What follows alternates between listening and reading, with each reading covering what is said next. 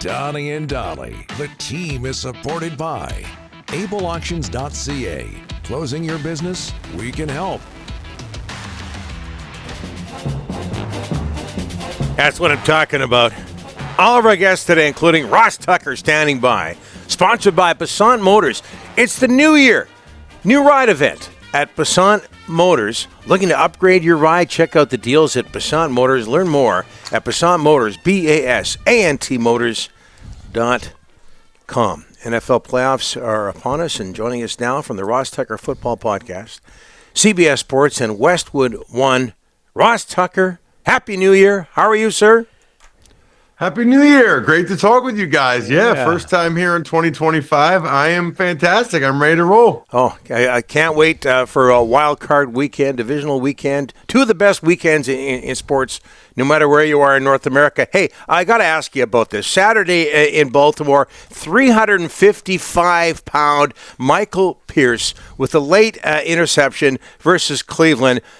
His teammates go nuts. What does a moment like that do for a team on its way to the playoffs?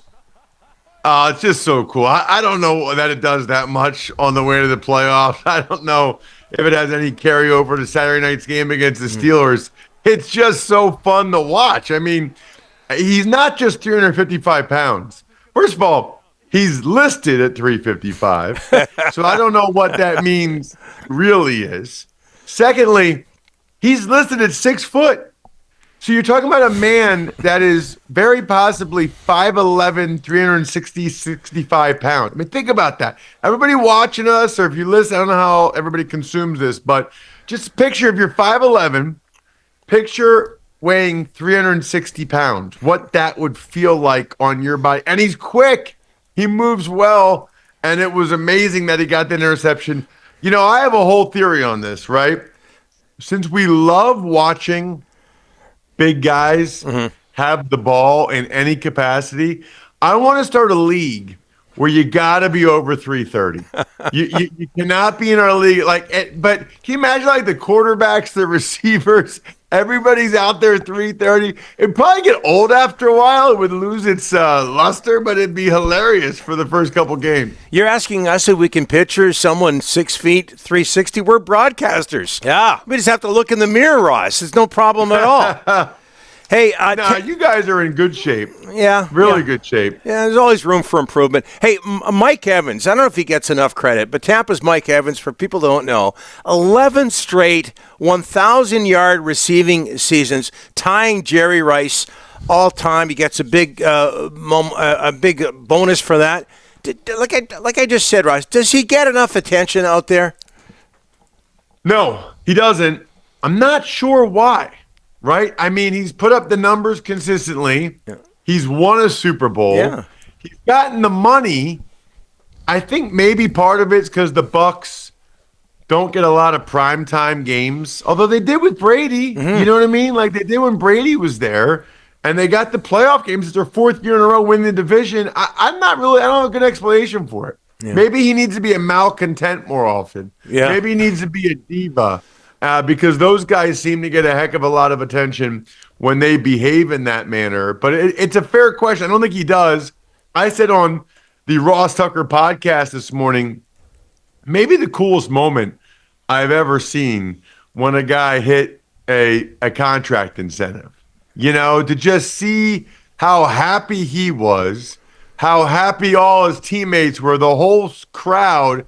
I mean, everybody went wild. That was really something special. Hey, Ross, you mentioned it there. Geno Smith, I think $6 million in bonuses yesterday. How aware, and I think you answered the question there, but I'll ask it anyway. How aware are teammates of their teammates' bonus situations? Great question. And I would say it varies greatly. So, for example, I think nowadays, now that social media and the internet and everything, a lot of it gets public. So guys see it. You know, like the game I called yesterday, Texans and Titans for CBS. You know, for the Titans, Calvin Ridley had an incentive if he got to 1,000 yards, and he hit it. You know, Tony Pollard, the running back, had an incentive if he hit 1,100 yards or got 2 touchdowns. He didn't hit either. But talking with the players, before the game, they were definitely aware of it. They were definitely aware of those. Now, the flip side is I had a significant playing time bonus in 2004 with the Buffalo Bills. In fact, it was more than half my salary. And I hit it. I got it.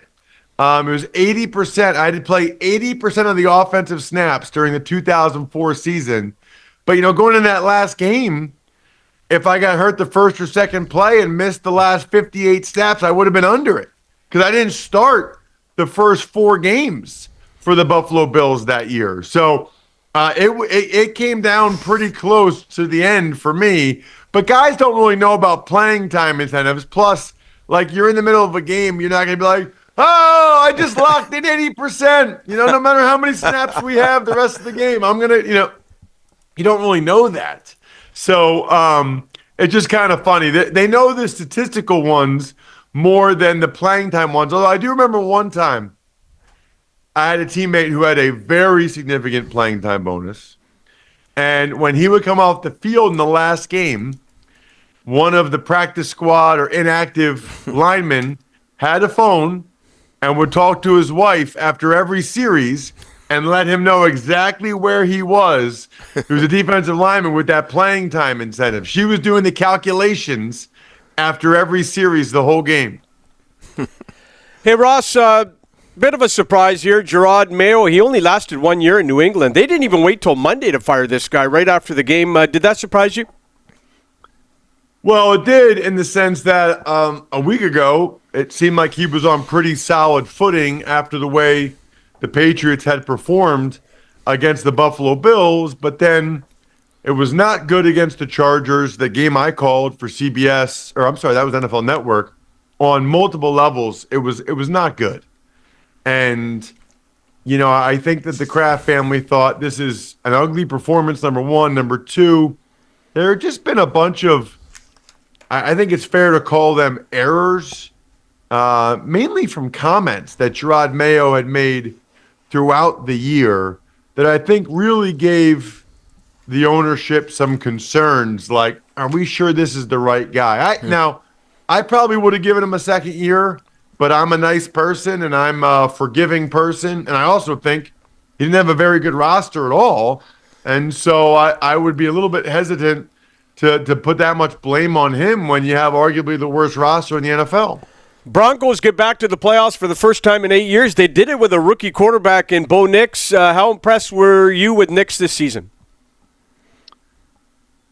Very. Because he was the 6th quarterback taken? That's right. I mean, that's kind of wild, isn't it? 6th quarterback taken, and he leads the Broncos to the playoffs, which I think is actually a really interesting point. I'm glad we talked about this. I'm going to write this out. I might write about this. Because everybody's saying that this year's draft class isn't that great, right? Well, guess what? Nobody was really singing that much about Bo Nix last year. Denver Broncos the only team that wanted him, and he led them to the playoffs and will be second probably in the voting for Offensive Rookie of the Year. So I think there's a lesson there that there are some good quarterbacks there. You just have to find them. But, yes, it's been extremely impressive. I'm happy for Broncos fans. It's been a while. Hey, Ross, you mentioned, we just talked about the Broncos, or at least you and Rick did, but they wall up the Chiefs. Chiefs resting most of their starters. The Chiefs starters, those starters that rested, will have had something like 25 days between games by the time divisional round weekend gets going. Good thing, bad thing? Both. I think the rest and healing and being able to feel 100% in that game is a wonderful thing. You get to this time of year and you ask any player if they could be a little faster, bigger, stronger, whatever, they would say, can I just feel a little bit better? Can I just feel a little bit healthier of my elbow, my ankle, whatever it is, my knee, my back? So that's a positive. That is a long time off, though, and it is a really, really, really fast sport. So I think it is fair to wonder how much time off is too off, right? Like, I always think in situations like this, take it to an extreme. If they were off for 3 months, that'd be too much. 2 months, too much. Like, so what is the line? I don't know. I think it's a fascinating question. I don't know we've ever had anybody that's been off for this long. Yeah, we'll find out. Ryan Grubb, Seahawks OC, out like Coach Mayo after 1 year. Seahawks 10-7 season. Strange in that just 3 home wins, seven on the road. How would you describe their first season under rookie head coach Mike Macdonald? Very successful. I thought they would probably be last in that division. I did not expect them to win double-digit games. Obviously, Mike Macdonald did not feel like Ryan Grubb was a great fit. Feels like he can improve there, because that was kind of surprising to me. You know, they had some major issues on defense at times. Finished 10-7.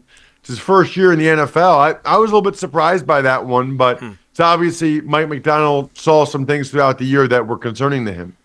Okay, and before we let you go, Ross, you worked the Titans and Texans, and the Titans lose to the Texans, secure the first overall draft pick as a result. Here's my big question from that game, though, and again, you worked it.